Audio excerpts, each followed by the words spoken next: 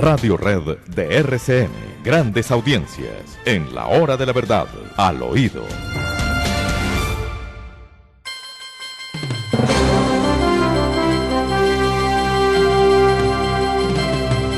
Bueno, Demar, en medio de semejantes trifulcas y expectativas y chiflidos y salticos, se iba perdiendo de vista el doctor Vargas Lleras. Fue como uno de esos niños que juegan cuclí. ¿Recuerda el juego de cuclí? Que uno se esconde y los demás lo buscan. Sí, claro. Pues algunos se esconden y nadie los busca. Vargas Lleras se escondió y nadie lo buscó. Y parece que entonces tampoco lo buscó Petro y que no será parte de la bancada de gobierno. ¿Será así? No por ahora, o por lo menos no es lo que se ve venir después de una columna que publicó este fin de semana, en la que manifestó que hay muchas cosas que le preocupan, sobre todo en materia económica y en materia de lo que pueda significar un golpe a la inversión extranjera en Colombia, que la ahuyente y que promueva la salida de capitales por cuenta de las ideas de Gustavo Petro y de su gobierno. Él claramente dice que no ve la posibilidad de ser bancada de gobierno. Lo que sí veíamos venir desde siempre era que iba a ser bancada no de oposición, porque tampoco se le mide la oposición, pero sí, doctor Fernando, declararse en independencia, como lo hicieron con el gobierno de Iván Duque, exactamente el mismo juego, y seguramente lo van a repetir así, pero sí tiene muchos reparos respecto de las ideas de Petro. Ha dicho que se reunió con el ministro de Hacienda, con el doctor Ocampo, pero que no ve claridad, que lo escucharon, que fueron muy amables al escucharlo, pero que más allá no ve una cosa distinta. Así que por ahora él dice que hay unos puntos innegociables y que no entiende cómo el partido de la U, el Partido Conservador y el Partido Liberal se sometieron a ser partidos de gobierno con esos asuntos que son insalvables. El tema económico, el tema de las fuerzas militares, el tema de traslado de la policía. Él dice que cómo pudieron haber adherido al gobierno Petro con esos temas que debieran ser de la mayor importancia. Y pues, no sé, parece que no sirvió de mucho la reunión que tuvieron Petro y Vargas Lleras el otro día. Bueno, y a propósito, dígame, ¿qué le dieron al Partido Conservador? ¿O faltan todavía ministerios por proveer y Falta no se sabe? Falta uno. ¿Cuál falta? El Ministerio de Ciencia y Tecnología. Bueno, Ministerio de Comercio, Industria y Turismo, ¿quién quedó de ministro? Todos los ministerios se entregaron ayer. Ya le doy la lista de esos ministerios y cómo quedó conformado el gabinete de Gustavo Petro. Llama la atención la demora para poder entregar los cargos. Eso sí es una cosa que no habíamos visto antes. Creo que la gente venía mucho mejor planeada. Parece que no se hubieran enterado que era presidente. El caso es que quedó así. Pero y una vez escuchemos lo que piensa la primera de la que voy a hablar. Ministerio del Trabajo, Gloria Inés Ramírez, una persona que pues es del Partido Comunista y que añora que en Colombia haya un Chávez. Probablemente se le hizo realidad el sueño. Escuchamos parte de las expresiones que ha hecho doña Gloria Inés Ramírez en el pasado. Ya quisiéramos nosotros que aquí estuvieran las ideas de Chávez, de Evo, de Rafael Correa y de todos los que están construyendo patrias soberanas e independiente. Pero además también le hemos escuchado decir otras cosas como esta. Inés Ramírez, del Partido Comunista Colombiano. Bueno, ya estamos aquí en el Foro de Sao Paulo, fundamentalmente, y reconocemos al presidente Nicolás Maduro como el presidente legítimo. Rechazamos el bloqueo económico, financiero que se le está haciendo a Venezuela y que tiene una implicación directa en el abastecimiento alimentario, en la medicina, en la salud, y rechazamos lógicamente el informe de derechos humanos que se ha hecho desde la ONU a través de la señora Michelle Bachelet frente a lo que ocurre en Venezuela. Nosotros estamos aquí y hemos podido palpar el respeto, pero sobre todo... Increíble. Bueno, es la amiga y la seguidora de Hugo Chávez y de Nicolás Maduro. Hágame el favor, ministra del Trabajo. Ministra del Trabajo. Vamos a ver pues cómo va a ser la discusión de las convenciones colectivas y de los pactos colectivos cuando esta señora sea la ministra del Trabajo. Vamos a ver a quiénes designa para que la acompañen y con qué criterios se van a manejar esos asuntos. Con una inflación de 2 dígitos. Ojo, ojo. Sí. Y vendrá la discusión del salario mínimo. Y esta señora comunista que quiere tanto a Chávez y que quiere tanto a Correa y que quiere tanto a los del Foro de Sao Paulo, ¿qué es lo que va a proponer? ¿Qué le dirá el ministro de Hacienda? ¿Cállese la boca o no venga a las reuniones o cómo será la cosa? Porque supone uno que ella, tanto que admira a Chávez y a Maduro, propondrá aumentos del salario del 20, del 30%, seguramente. Bueno. Pues como lo hacen en esos países. Y resultados, ¿en cuánto está la inflación de Venezuela? ¿5.000% es? ¿Cuánto es? No, es que ya se pierden en la dimensión de las cifras. La inflación de Venezuela, la inflación de estos señores a los que tanto admira nuestra ministra del Trabajo. Bueno, ministro de Industria y Comercio, ¿quién? El ministro de Industria y Comercio es el señor Germán Umaña Mendoza, profesor de Economía de la Universidad Nacional, fue director de la Cámara Colombo-Venezolana. ¿Qué más podemos decir del señor ministro? A ver, también fue decano de la Facultad de Ciencias Económicas de su universidad, de la Nacional, investigador, escritor y columnista de Portafolio, el nuevo ministro de Industria y Comercio de Gustavo Petro. Bueno, Germán Umaña Mendoza. Nuevo ministro, nos faltaba ese. ¿Cuál otro nos faltaba? ¿Cuáles son de última hora? El de Deporte, el Ministerio de Minas y Energía. Bueno, de Deporte lo sabíamos, sí. El de Minas y Energía lo sabíamos. Doña Irene Vélez. Aquí hay una pregunta que todos se hacen, doctor Fernando. Que esto de la hoja de vida de la ministra Irene Vélez, esto llama la atención porque ella no es una persona experta en asuntos de energía, ella es filósofa de profesión y viene a manejar el Ministerio de Minas y Energía, pero además ella sí que es cuota directa de Francia Márquez, que veo que es la única cuota directa que pone Francia Márquez en los ministerios. De Minas y Energía, y Gustavo Petro lo dijo, es para que terminemos con la economía extractiva y que la reemplacemos, no sé si por los aguacates o por qué la vamos a reemplazar, la economía extractiva. Por economía extractiva se refiere al petróleo, el carbón y a los otros minerales, como el oro, por ejemplo, el oro que les gusta tanto a ciertos amigos de la bancada de Petro. Bueno. ¿Qué otra novedad hay? ¿Ninguna? Ay, Dios mío, aquí revisando algo de Irene Vélez, dicen que ella se ha dedicado durante muchísimos años a analizar el panorama de lo que tiene que ver con la política extractivista. Claro, es la ministra que dirá no al petróleo y no al carbón y no al gas, seguramente. Siendo la ministra que tiene la obligación de promover la producción de petróleo y la producción de carbón, porque esa es la función del ministro, no acabarla. Siendo ¿no? Su función, sí, señor. Sí. Claro. El ministro de Álvaro Uribe, ¿lo recuerda usted? Ministro de Minas y Energía. Luis Ernesto Mejía. ¿Cómo no? Llevó el país a producir 1 millón de barriles de petróleo por día. Esa es la función, esa es la tarea. Y eso lo hizo el ministro y lo hizo el presidente espléndidamente. Pero acabar esa producción no es sino cerrar los pozos y vivir de la limosna pública. Si es que habrá quien nos dé limosna. O sí, bueno, también es cierto que a veces uno piensa que Petro le apunta, doctor Fernando, al dejarnos sin la posibilidad de exportar, de explorar petróleo, nos va a dejar en manos de Venezuela, porque con los que va a arreglar las relaciones es con ellos, y probablemente terminemos nosotros comprándole a Venezuela, al costo que eso va a tener, porque aquí los que creen que de hoy se vive sabroso, yo creo que también se tuvieron que levantar desde muy temprano a trabajar, doctor Fernando. Eso no era votar y posesionarse. Eso es trabajar más duro para pagar los impuestos.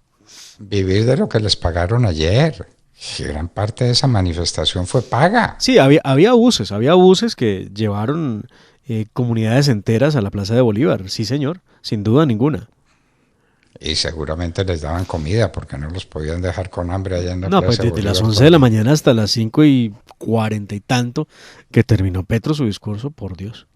No, ¿quién aguanta esa jornada? Y después de las 5:45, ¿qué hizo Petro? ¿Para dónde se fue? A la casa de Nariño a posesionar a sus ministros y a darles un discurso donde él les explicaba que ahora sí había que trabajar y que no podían fallarle al pueblo, que eso del cambio no podía ser un tema simplemente retórico, sino que tenía que verse en las calles. Yo le digo sinceramente, llegué a pensar, evidentemente me equivoqué, que la agenda del día en la casa de Nariño iba a arrancar a las 6 de la mañana o a las 7, pues con tanto que tienen por hacer para podernos poner a vivir sabroso. Pensé que iba a ser la madrugada más brutal del mundo, pero no. En la reunión de Consejo de Ministros se va a llevar a cabo sobre las 2, 3 de la tarde del día de hoy, es lo que ha dicho el ministro Alfonso Prada, que es otro de los que cayó parado. Eso sí, porque Juan Manuel Santos y Samper quedaron con la mitad del gobierno de Petro. Eso sí, nadie lo puede desconocer. Santos y Samper. Es decir, el narcotráfico al poder, que es lo que yo he dicho y que es lo que me preocupa. A mí la izquierda no me preocupa. Yo recuerdo lo que alguien dijo muy acertadamente, que cada cual tiene derecho, el más perfecto derecho a ser imbécil. Y uno puede discutir con los izquierdistas y rápidamente los lleva a un terreno en que no puedan defenderse porque no hay ninguna razón para defender el izquierdismo, porque no hay ninguna izquierda que haya sido exitosa en el manejo económico de ningún país a ninguna hora, nunca. Pero contra el narcotráfico, ¿qué remedio hay contra el narcotráfico? Ya dijo que no habrá fumigación, ya dijo que no habrá extradición, ya dijo que hay que convencerlos de que sean agentes de paz y que se va a firmar la paz con el Clan del Golfo y con los Pelusos y con la Cordillera y con los unos y con los otros. Y entonces, ¿y qué se sigue? Que van a renunciar al narcotráfico. Van a renunciar a un negocio que llénelo de cifras. 1.000 toneladas, 1 millón de kilos, 1 millón de kilos son 10, 100, 1.000 millones de gramos. 1.000 millones de gramos, multiplíquelo por $100 el gramo, para que vean de qué tamaño es el negocito al que nadie va a renunciar de mar. Nadie va a renunciar por las buenas. Nadie. Yo le hice una actualización de la cifra, doctor Fernando, respecto al tema de narcotráfico, ¿sabe? Estaba revisando el fin de semana en cuánto estaba el gramo de cocaína en los Estados Unidos y estamos hablando exactamente hoy de $150 el gramo, $150. Déjelo a 100, hombre, déjelo a 100, déjelo a 100. Con $100 tiene una cifra tan descomunal que dice estos, los dueños del narcotráfico, pueden comprar un país por caja menor. ¿Qué fue lo que pasó aquí? A mí me preguntan si hubo fraude. Le dije, pues es que la registraduría del Estado Civil se compra por caja menor en un minuto. Los compran a todos, a todos. Por eso a la 1 de la tarde no había votado nadie en la costa atlántica y a las 4 de la tarde estaban llenas las urnas. ¿O no? Así fue. Bueno. Sí. Mire, doctor Fernando, Colombia produce 972 toneladas métricas de cocaína según el Departamento de Estado de los Estados Unidos.